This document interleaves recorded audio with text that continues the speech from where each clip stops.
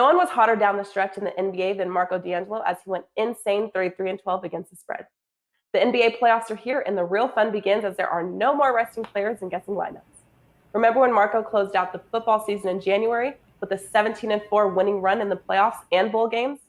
Marco excels in postseason play as he has a special offer. The NBA playoffs are $2.99, but if you act now, you get every play Marco releases in the playoffs for just $2.49 using coupon code MarcoNBA50. This special price package includes Marco's top 5 rated NBA plays as well. Hurry, this offer ends soon.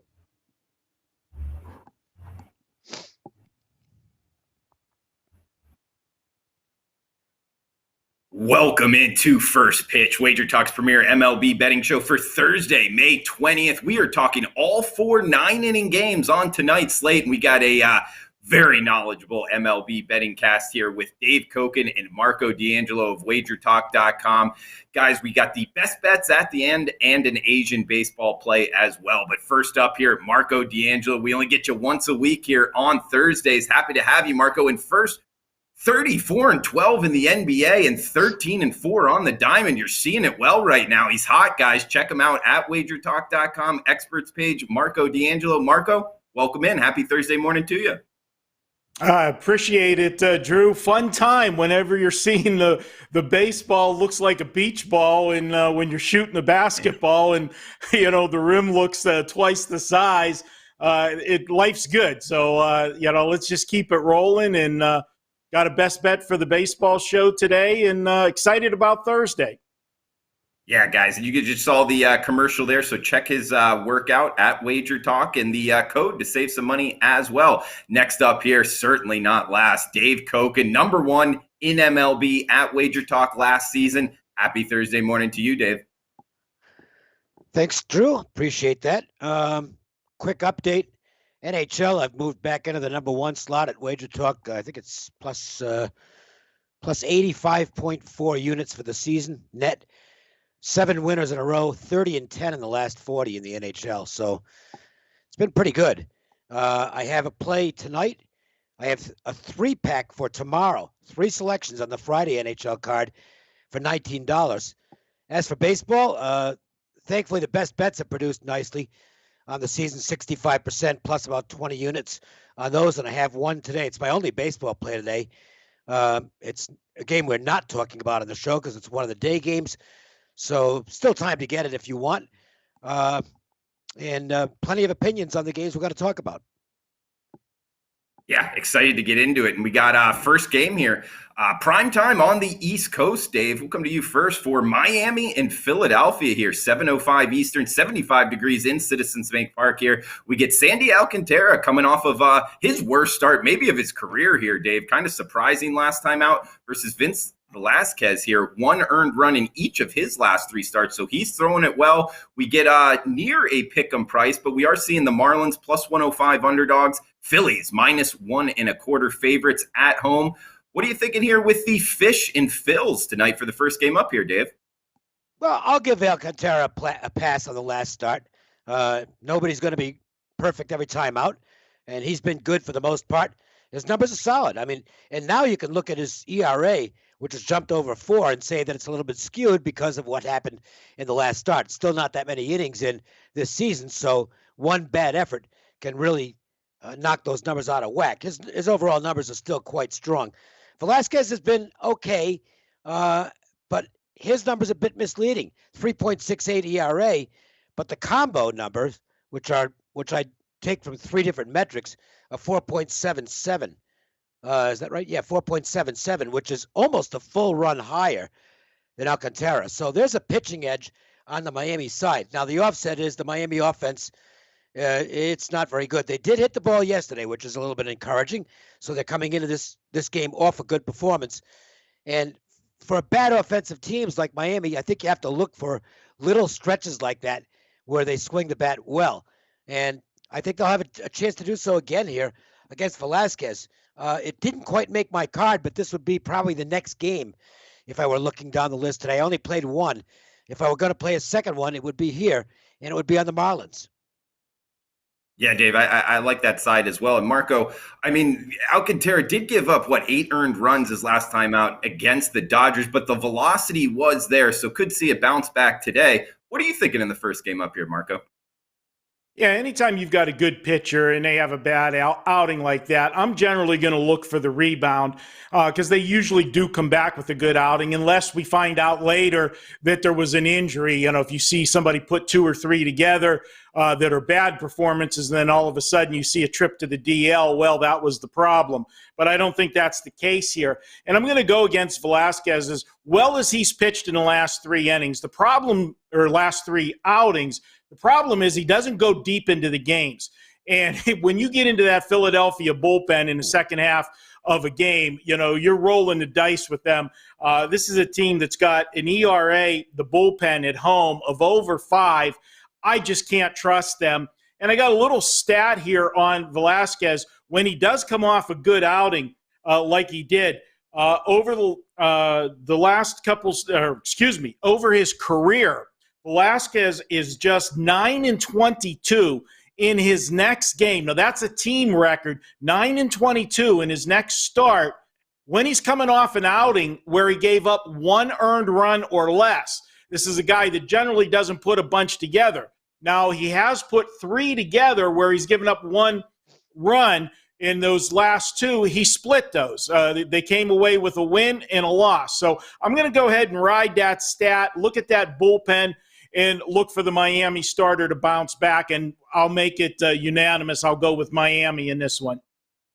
All right, the fish is the short dog. Looked to be the side in the first game up. Shout out to the chat box here. Jimmy G in the house. Have grown to love this show. A perfect start to my afternoon at work. Great job, guys. Love that, Jimmy. And yeah, we won't let your boss know either. You're watching the show. We love it. Please smash the like button if you guys are liking the show out there. We got second game up here, staying in the ATL towards the east side of the country here. Or we can go for the actually the Red Sox and the Blue Jays. Looks like we can talk that one next. Either way is fine here. We got Boston at Toronto. Nick Pivetta and Steven Matz going at it. The lefty here, Matz, Marco. 7:40 Eastern first pitch. Interesting to note here, though. Of course, it is the Toronto Blue Jays. It's still the month of May, Marco. They're playing down in the state of Florida. It looks to be about 20 miles an hour winds blowing in from left center there in TD Ballpark. Nick Pivetta, Steven Matz going at it. We get the Blue Jays -131 favorites, 9.5 being the total here, Marco. You interested in getting involved in this AL East matchup? Yeah, it's interesting. You talked about the wind, Drew. You're setting me up for where I'm going to go with this play because I'm going to be on the total in this one. In Pivetta, you know, he's been consistent for Boston. He's given up 3 runs or less in 7 of his 8 starts. He's gone 5 or more innings in 7 of those 8 starts. And Boston has gone 7-1 in those 8 starts. So you would think I'd just line up and take Boston in this game. But we've got Steven Matz on the mound for Toronto. He's coming off 5 scoreless innings in his last outing against Philadelphia. So that was a good outing. The problem is the 3 before that were horrible for him. And it's been that kind of season for Matz. He's either been really, really good or really, really bad. If you go back to the beginning of the season, he started out very well. I'm going to look for the bad Matz here, but I think both pitchers are going to give up some runs. And we know that Toronto can score runs. And I'm going to look at this one here, and I'm going to take it over the total. If you do want a stat to lean you to the Boston side, if I had to play a side, that's where I would go. I did cash a ticket last night with Boston, so I'm happy for that. But they are 9-2 this year in the role of an underdog. And, small one, but still, Boston is overachieved this year so far in my eyes. I know Dave has a better pulse on the Red Sox than I do as he follows his – I don't know, Dave, can you still call that your former hometown team? It's been like – how many decades has it been since you've been gone from Boston? Plenty, because I've been out here about 40 years now. So, yeah, I'm still a Red Sox fan. It's but it doesn't alter my thinking as far as handicapping goes. So, I'm not a real good fan, but I've still got the little guy here.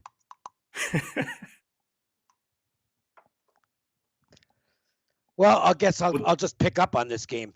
Let me go through some numbers on Pivetta.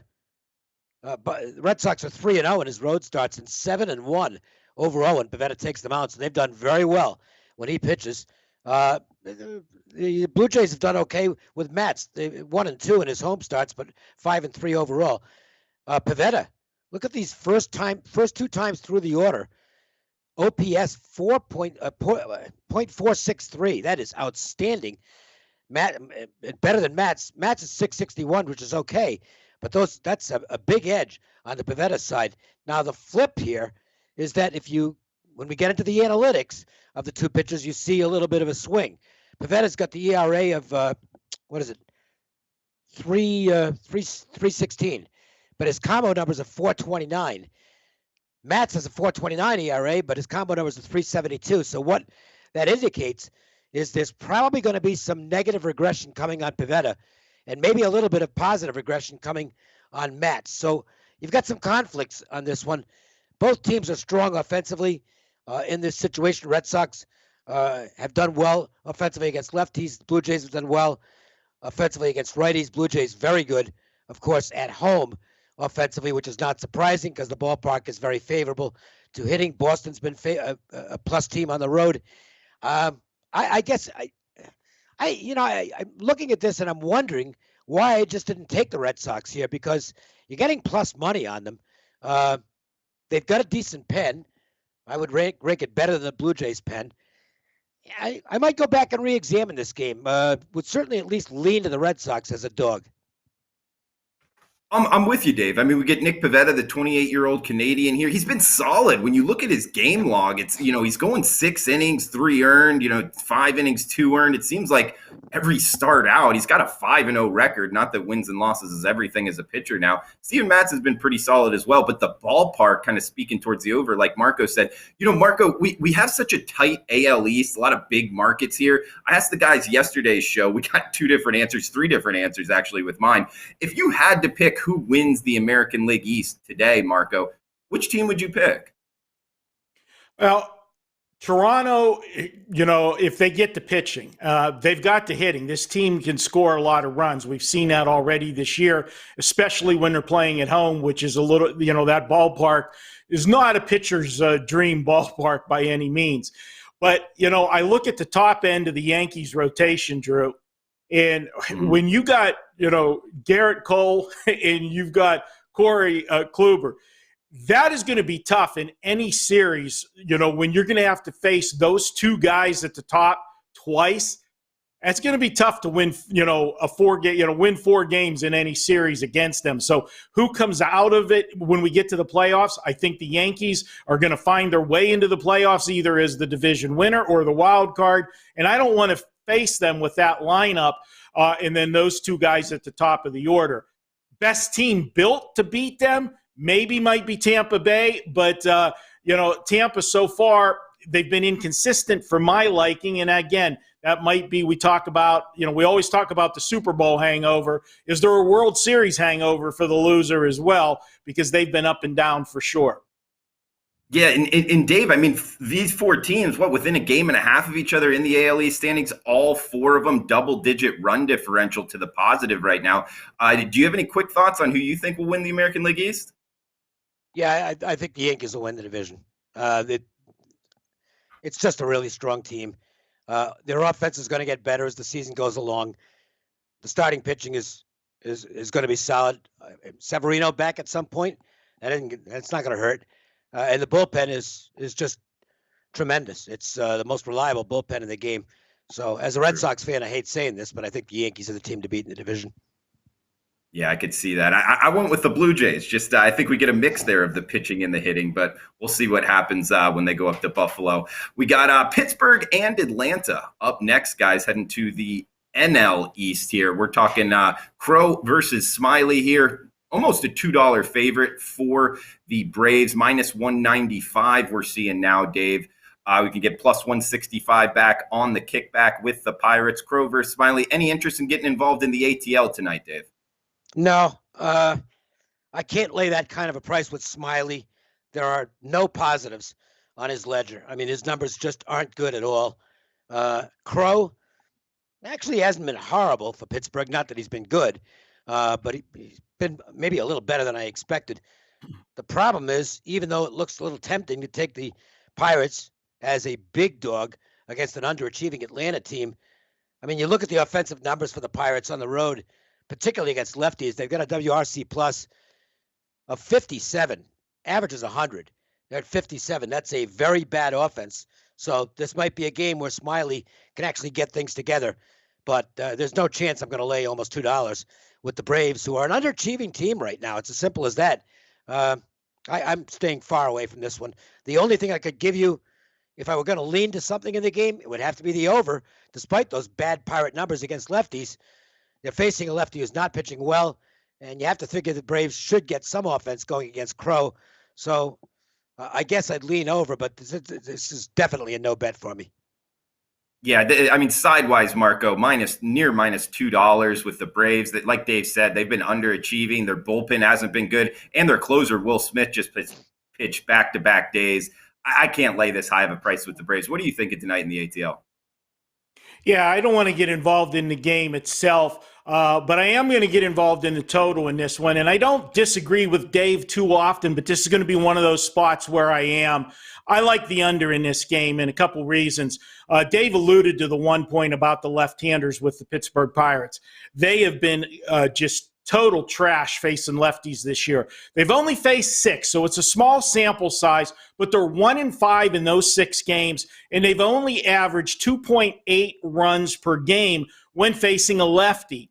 And the lefty that they're facing tonight, Drew Smiley, I'm not a big fan of Smiley, very inconsistent pitcher, but if you look at his last 2 starts, he has put back-to-back gems together.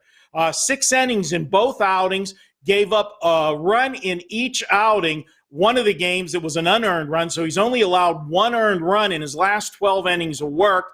Going against this Pirate lineup that's going to have to scratch and claw for runs. And then from the Pirates standpoint, although William Crow's, not going to win any Cy Youngs anytime soon, he hasn't pitched that bad for the Pirates, and he does have the advantage of Atlanta's only seen him 1 time, and that was last year, September, in a late call-up. So we always talk about the pitcher having an advantage over the hitters first time through the league, and I think that's why we're seeing him have some success early on this season. We're looking at a decent total here. There's only one way I can go in this game if I'm playing it, and I'm taking the under. Sure, Marco. Plus, looks like to be about 10 miles an hour winds blowing in from center field in Atlanta. So, guys, we got 1 game left here that we're going to break down. Best bets at the end in Asian baseball play. Shout out to the chat box here. Nathan, Abby, Jessica. Always appreciate you all joining us live here. Brian, Abel as well, throwing out some gems here. So feel free to throw out what you're looking to bet, where you're watching from as well. We got Alaska in the house. Looks like New Mexico as well. So, wherever you're joining us from, let us know, and thanks for joining us live. And again, if you're watching on replay, that works as well, guys. Please smash that like button and feel free to leave a comment below. We got the nightcap in the NL West up next, 10:10 Eastern, 7:10 Pacific. First pitch here. Kelly going for the Diamondbacks here. Marco, and we got to be determined as the pitcher for the Dodgers here. Still a minus 190 price tag, minus 185 you can find out there in the marketplace. Looks about 8.5 to be the total in Dodger Stadium. The nightcap tonight, Marco, you interested in getting involved here? I'll tell you what, I don't know about it this year, but this to-be-announced guy gets a call, it seems like, every day by somebody. They're going to wear his arm out. They keep sending him out there. The Dodgers are probably going to go with bullpen by committee. I was seeing in this one early indications where Jimmy Nelson, which, would be a starter, he went inning and 2/3 the last time he pitched. But there's just no way I can get involved with the Arizona Diamondbacks right now. That lineup that they're sending out there is bad. They're just riddled with injuries right now, and they're not scoring any runs. You talk about, a scoring drought, hitting slump, whatever you want to call it. They've got 4 runs in their last 4 games. That's it. And we know the Dodger pitching is always solid, good bullpen on the back end of it. And I look at the Dodgers and what they've done pitching-wise. They've gone 5 straight games not allowing more than 3 runs. In fact, in those 5 games, they've allowed a total of 7 runs. This is one of those ones where, it's Dodgers or nothing. You're going to lay a big number. Or for me, I'll look at the under in this one, because for this one to go over, the Dodgers are going to have to probably score 6 or 7 runs themselves to get it to the over. And the pitcher going for Arizona, Merrill Kelly, he is coming off a decent outing, 6 1/3 innings, gave up 3 runs. They did give him 2 extra days of rest. He last pitched on the 13th. They did this on purpose just to give him a couple extra days in between starts. Maybe they know if they're going to win games, they need to win them 2-1 or 3-2. So I'm going to go ahead and take the under 8.5 in this one. Yeah, it'll be interesting, Mark, to see how Merrill Kelly does off of extra rest, because he really hasn't gone past the 6th inning all season long. And now the Diamondbacks bullpen, I mean, it is a dumpster fire. They have not been good of late. So be careful betting the Diamondbacks tonight, even though you're getting a plus price. Dave, we don't know the pitcher for the Dodgers, at least not for sure. I still think that they're the side. I don't know. It's too pricey for me. What are you thinking in the nightcap, Dave? Well, first of all, I want to see who's playing for the Diamondbacks, because, as we've already mentioned, they have had just a ridiculous run of injuries. In fact, I'm punching them up right now to see if there's any new information as far as who might be playing tonight for this team. But it's a big problem. I mean, for the last several days, the Diamondbacks have been minus several starters, several position starters. Asdrubal Cabrera got hurt. Carson Kelly is on the DL. He's going to be out for at least another week or so. Cole Calhoun, he's going to be out probably until the end of June. Christian Walker, he might be back for the weekend. The good news is it looks like Ketel Marte is ready to start playing again, and that's a big plus for them. He's arguably their best player, so that's a little bit of a lift for them. But this is still a lineup right now that's got some quad A guys out there, and that's not good. And they just don't have much offense at this point. And as Marco mentioned, the bullpen stinks. It's terrible. So that's a bad combination. You need a lot of innings out of your starters. They might get some innings out of the top 2 guys. One of them is hurt now, and Zach Gallen. He's going to be out until, mid-June? That's a huge hit for them. Madison Bumgarner, probably not going to miss a start, so that's good news for them. But it's just a really bad situation. And good news for the Diamondbacks is they've got the Rockies in the division, so they're not going to be the worst team, but they look like they're out of it already to me. The Dodgers, they have bullpen guys out there tonight, but that's not terrible, as most of their bullpen guys are pretty good. To me, the best thing here is to hope the Diamondbacks get an early lead. They did last night, and if you followed that was a chance to step in and take a live bet on the Dodgers to catch up and pass them late. Maybe that's the same strategy to use here. Hope Arizona gets out to a 1-0, 2-0 lead, and at that point, take a chance with the Dodgers at a more reasonable price to come back and win the game. But as of now, for a straight play in the 2-1 neighborhood, without knowing what the rotation is going to be out of the bullpen for the Dodgers, I don't really think I can make a pregame play.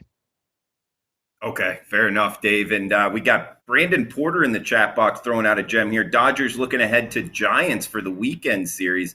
I agree with the under 8.5, Marco. Dave, shaking your head, look ahead spot here, not in agreement with. This isn't football or basketball. It's just not. I would not put much stock into look aheads. Now you might want to. There are letdown situations, I think, when a team's coming out of a big series and having to play the next game against perhaps a lesser opponent. I think that might be a situation where a team isn't quite as focused. But look aheads, I just don't see it. Marco, you're more situational than I am. What are your thoughts on that? I agree 100% with you about the it's more of a letdown situation than a look ahead. I'll look to fade a team off of a big season. And we already saw that this year. If you look at both the Padres and the Dodgers, when they hooked up in those series, both of those teams, the next, when they went on to the next series, lost the first games of those series. So absolutely, definitely the letdown spot is more there because you're going to use all hands on deck to win those games because, especially with the Dodgers and Padres, we think that's going to be the premier matchup, in the National League this year. So you're going to do everything you can to win the head-to-head matchups, and then a natural letdown proceeds. And we'll point out that in those Dodger-Padres games so far, talk about some tremendously intense and exciting games. Oh, yeah. Every game went right to the wire. So that was a situation where, boy, coming out of that, you could see, and you did see the letdown. I would look for that angle more than look ahead.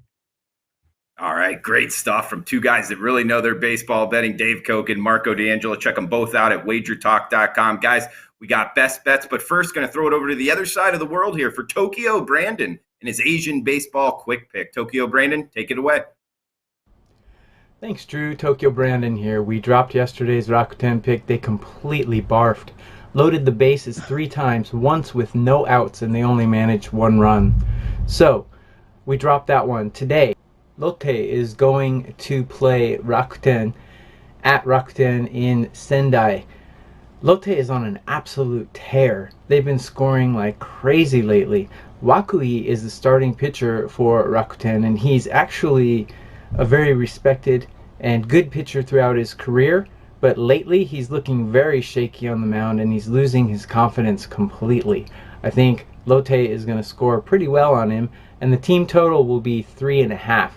Bet Chiba Lotte Marines team total over 3.5. That's the play for today. I'll be back with more. Thanks, guys.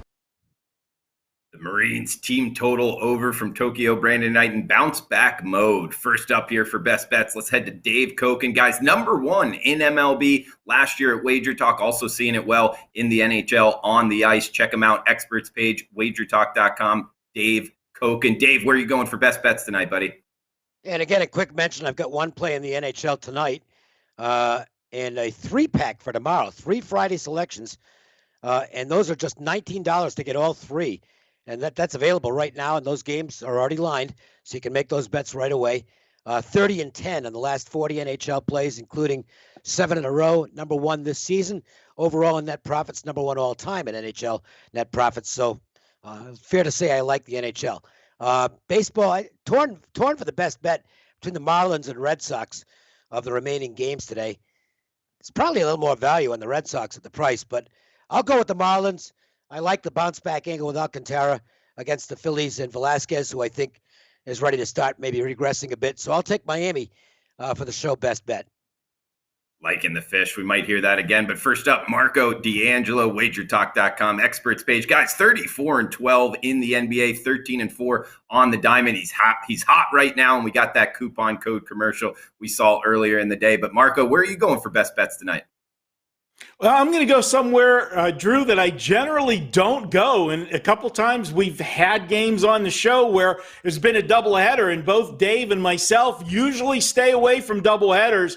But I'm getting involved in one today, and that is the Minnesota Twins and the LA Angels. Game 1, this is a 4 o'clock start local time here in Vegas. I'm going to look at the slumping Minnesota Twins. And, Drew, you talk about situations, and sometimes the best thing that can happen to a slumping team is to get the hell out of Dodge. Get out on the road. Get away from the home crowd. Get away from all the local news and sports talk radio where everybody's asking you 101 times, what's wrong with the team? Why are you guys playing so poorly? We expected more out of this team. Go on the road, regroup, and just have some fun. Now, I'm not taking this play just because of that. Now let's go into the nuts and bolts of it. We've got on the mound Lewis Thorpe for the Twins. He's only faced the Angels once. He went 4 innings, gave up 2 runs. We talk about this over and over again. Pitchers have an advantage over the hitters first time around the league. Now, it's the second time, but still, they've only faced him once. I think he still has an edge there. Where we have a big edge is who's going on the mound for the Angels in Game 1, and that's Alex Cobb, and he has been a complete train wreck this season. He's got an ERA of over 5, but more importantly, he's got a whip of 1.68. you're putting that many base runners on base, per game, you're going to get yourself in trouble. And that's what's happened to him. Now, what complicates things for the Angels is this is a doubleheader. The Angels, when I give you one of these stats that support my team, the Angels are only 3-12 the last 2 seasons when they are playing with a tired bullpen. And a tired bullpen is 3 straight games of using the bullpen for 4 or more innings. That complicates it even more when you've got a doubleheader. You got another game going tonight, which means you might be forced to squeeze an extra inning or 2 out of Alex Cobb, which I love that idea. Go ahead and squeeze as many innings as you want out of Alex Cobb because he's been basically a piñata this year. And the other stat we have is the Angels are coming off a 1-run loss last night. Well, the last 2 seasons, when they're coming off a near miss, 1-run loss, they're just 2-11 in their next game. I'm going to go ahead, take Minnesota to get this road trip off to a good start in game 1 of the doubleheader. That is my best bet for Thursday.